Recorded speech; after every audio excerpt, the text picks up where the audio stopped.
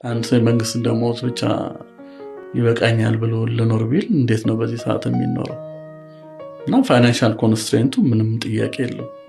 እንኳን ለተማሪ አይደለም ሙሉ ተቀጣሪ ተብለው አንድ ጥቁር አንበሳ ፕሮፌሰር ሙሉ የሆኑት 21-22 ሺህ ብር አግኝተው በዛ መኖር አይችሉም። ቤት ያለው መኪና ያለው የተወሰኑ ነገሮች አሟልቶ ማለት ነው። ተማሪ ደግሞ አሁን ቤት ይከራያል፣ የትራንስፖርት ወጪ አለ። አብዛኛው ሬዚደንሲ ሲገባ ደግሞ ባለ ትዳር ነው የሚሆነው። እዚህ ምንም ገቢ የለም፣ ቤዚክያቺ ደሞዙ ብቻ ነች።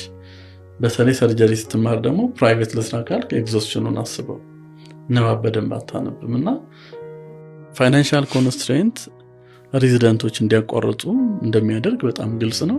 ፕራክቲካሊም በየጊዜው እያቋረጡ ያሉ ብዙ ልጆች አሉ። ደሞዛቸው ስላልበቃቸው ገንዘብ ስላጡ የሚያቋርጡ ብዙ ልጆች አሉ። ይሄ ደግሞ የሚጠበቅ ነው። አሁን ባለው ሁኔታ ከቀጠለ ወደፊትም ይቀጥላል እና በጣም በዛ እንኳን አሁን ቀርቶ በእኛ ጊዜ ራሱ በሪላቲቭሊ 1000 ብር እየተሰጠን ነበር የምንማረው።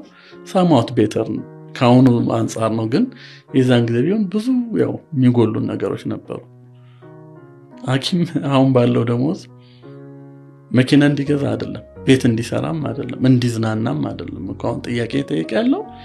ዝም ብዬ ስራዬን እየሰራው ቤዚክ ኑሮ በአመት አንድ ጫማ አንድ ልብስና ምግብ በልቼ ልኖር ለሚለው ራሱ በቂ አይደለም። ይሄንን ማግኘት ያልቻለ አንድ ሰው ደግሞ ቀኑ ሙሉ ሌሊት ሙሉ ቁጭ ብሎ የሚያሳድር ትምህርት እንዴት ብሎ ሊማር ይችላል?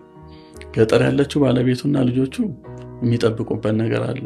ምናልባትም ለአንዳንዶቹ ደግሞ የወለዱት ወላጆቹ የሚጠብቁበት ነገር አለና ስትረስ ሌቭሉ ምናልባት በቃል ከሚገለጸው በላይ ነው።